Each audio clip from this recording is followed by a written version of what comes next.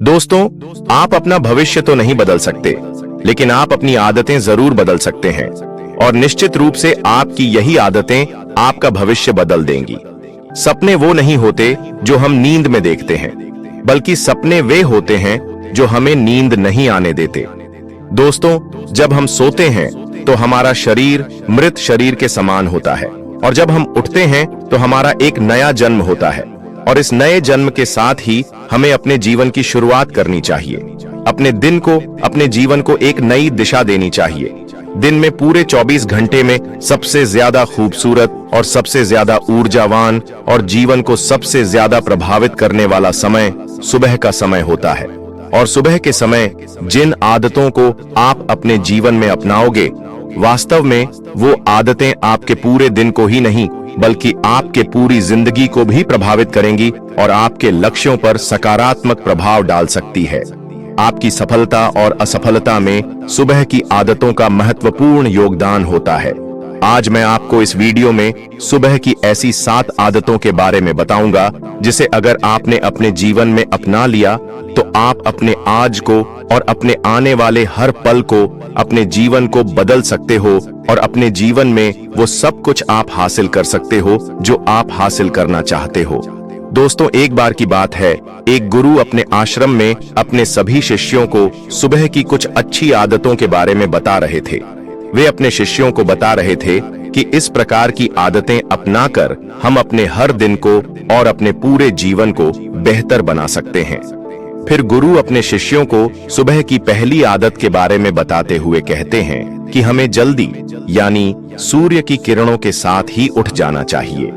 जब सूर्य की किरणें निकलती है तो पूरी प्रकृति को ऊर्जा प्रदान करती है और हमें भी इस ऊर्जा का आनंद उठाना चाहिए। जो व्यक्ति देर से उठता है और सूर्य की ऊर्जा को ग्रहण नहीं कर सकता और उसका पूरा दिन नीरस रहता है, उसका पूरा दिन आलस से भरा रहता है। फिर गुरु अपने शिष्यों को सुबह की दूसरी आदत बताते हुए कहते हैं कि हमें सुबह उठते ही सबसे पहले सभी का आभार प्रकट करना चाहिए। चाहे हमारा कल कैसा भी रहा हो, कैसा भी बीता हो, लेकिन हमें आज की शुरुआत सकारात्मक बातों के साथ ही करनी चाहिए। हमें सुबह उठते ही सबसे पहले सभी का आभार प्रकट करना चाहिए।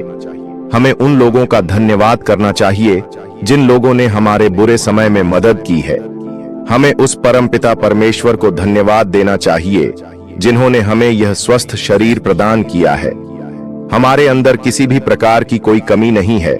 हम स्वयं चल सकते हैं, बोल सकते हैं, सुन सकते हैं, इस प्रकृति की सुंदरता को देख सकते हैं, चिड़ियों के चहचहाने की आवाज को सुन सकते हैं, नदियों के बहने की आवाज को सुन सकते हैं। क्योंकि बहुत से लोगों ने तो यह देखा भी नहीं होगा क्योंकि उनके आंख नहीं है। कुछ लोगों ने इसे सुना भी नहीं होगा क्योंकि उनके कान नहीं है। बहुत से लोग तो चल भी नहीं पाते हैं क्योंकि उनके पैर नहीं है। हमें परमात्मा का आभार प्रकट करना चाहिए कि उन्होंने हमें इस काबिल बनाया है कि हम अपना काम स्वयं कर सकते हैं। किसी और पर हमें निर्भर नहीं रहना पड़ता, जबकि बहुत से लोगों को चलने के लिए भी दूसरों का सहारा लेना पड़ता है और दूसरों के ऊपर निर्भर रहना पड़ता है। हमें इस प्रकृति का, अपने आसपास की चीजों का धन्यवाद करना चाहिए जिन्होंने हमारी जिंदगी को इतना सुंदर बनाया है। यह रंग बिरंगे फूल जो हमें खुशबू प्रदान करते हैं, नदी जो हमें पीने का पानी उपलब्ध कराती है, हमें इन पेड़ पौधों को जो हमें शुद्ध हवा, फल देते हैं, हमें इन सब का आभार प्रकट करना चाहिए, इनको धन्यवाद देना चाहिए। इन सब ने मिलकर हमारे जीवन को बेहद ही खूबसूरत बनाया है। फिर गुरु अपने शिष्यों को सुबह की तीसरी आदत बताते हुए कहते हैं कि सुबह सुबह हमें ध्यान करना चाहिए। गुरु कहते हैं कि हमारे मन के भीतर कई तरह के विचार चलते रहते हैं। विचारों का एक कोलाहल मचा रहता है। हमारे ना चाहते हुए भी हमारे मन में कोई ना कोई विचार आ ही जाता है और इन विचारों के कारण ही हम तनाव महसूस करते हैं। हमें इन विचारों को शांत करना होगा और हम इन विचारों को ध्यान के माध्यम से ही रोक सकते हैं। इसके लिए हमें एकांत जगह पर बैठ जाना है और अपनी आती जाती सांसों पर ध्यान लगाना है। हमें इस बात का ध्यान रखना है कि हम किस नाक से सांस ले रहे हैं और किस नाक से छोड़ रहे हैं। शरीर के कौन कौन से अंग से हमारी सांसें टकरा रही है, जब हम अपना पूरा ध्यान अपनी सांसों पर लगाएंगे तो हमारा मन एक जगह पर केंद्रित हो जाएगा और भटकना बंद कर देगा। और जब हमारा मन एक जगह पर केंद्रित हो जाता है तो हमारे मन को एक नई ऊर्जा प्रदान होती है, और वही ऊर्जा हमारे मन को उत्साह से भर देती है और खुशी प्रदान करती है।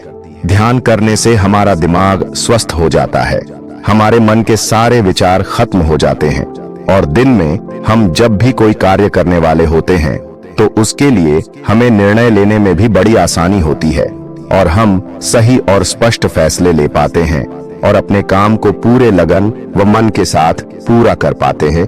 हमारा पूरा दिन तनाव मुक्त रहता है।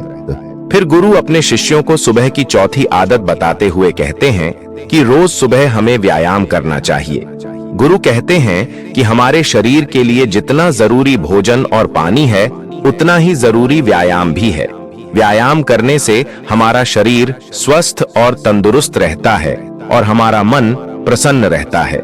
व्यायाम करने से हमारे शरीर के सभी अंग सुचारू रूप से कार्य करते हैं, हमें ऊर्जा प्रदान करते हैं, कार्य को करने की शक्ति प्रदान करते हैं, जिससे हम अपने कार्य को आसानी से पूरा कर पाते हैं और हमें थकान का अनुभव भी नहीं होता है, जिससे हम बिना थके पूरे कार्य को जल्द से जल्द पूरी कर पाते हैं। व्यायाम करने से हमारा शरीर स्वस्थ व निरोगी रहता है, हमें किसी भी प्रकार का कोई रोग नहीं होता है। हमारे पास चाहे जितनी भी धन दौलत हो, यह सुख सुविधा ही क्यों ना हो, अगर हमारा शरीर स्वस्थ नहीं होगा तो हम किसी भी सुख सुविधा का आनंद नहीं ले पाएंगे। अगर हमारा शरीर किसी भी रोग से ग्रस्त हो जाएगा तो फिर उसे यह धन दौलत भी ठीक नहीं कर पाती है। स्वस्थ शरीर सुखी जीवन की निशानी है। जितना हम अपने शरीर को कष्ट देंगे उतना ही हमारा शरीर हमें सुख प्रदान करेगा, और जितना हम अपने शरीर को आराम देंगे उतना ही यह हमें कष्ट प्रदान करेगा। इसीलिए हमें नियमित रूप से व्यायाम करना चाहिए। व्यायाम करने से हम पूरे दिन प्रसन्न रहते हैं और अपने सभी कार्यों को आसानी से कर पाते हैं। व्यायाम करने से हमें दीर्घायु प्राप्त होती है और हम लंबे समय तक युवा नजर आते हैं। जो लोग व्यायाम नहीं करते समय से पहले ही वृद्ध नजर आने लगते हैं। फिर गुरु अपने शिष्यों को सुबह की 5वीं आदत बताते हुए कहते हैं कि रोज सुबह हमें अपने दिन की दिनचर्या लिखनी चाहिए। गुरु कहते हैं कि तुम्हें एक कागज और एक कलम उठानी है और उस कागज और उस कलम से अपने पूरे दिन की दिनचर्या लिखनी है। अपने सभी कार्यों को लिखना है जो उस दिन आप करोगे, और उन सभी कार्यों का समय निर्धारित करें जिससे आप एक निश्चित समय में अपने सभी कार्यों को पूर्ण कर पाएंगे और आपका कोई भी कार्य नहीं छूटेगा।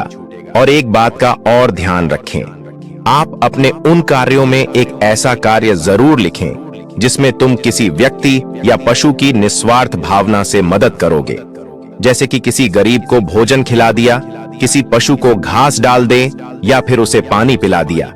ऐसा करने से तुम्हें शांति प्राप्त होगी, और जब तुम्हारा पूरा दिन खत्म हो जाएगा तो तुम्हें एक अलग ही खुशी का अनुभव होगा कि आज मैंने एक अच्छा कार्य किया है, आज मैंने किसी की निस्वार्थ भाव से मदद की है, आज का दिन मेरा बहुत ही अच्छा था, मेरा कोई भी कार्य नहीं छूटा, मैंने आज का दिन बहुत ही अच्छे से जिया।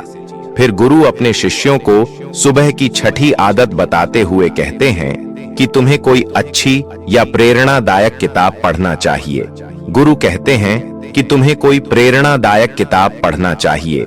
जब तुम उन प्रेरणादायक किताब को पढ़ते हो तो तुम्हें उन किताबों से प्रेरणा मिलती है, कुछ नया सीखने को मिलता है, और उन किताबों से सीखी हुई बातें तुम्हें अपने जीवन में कहीं ना कहीं कभी ना कभी काम अवश्य आएगी।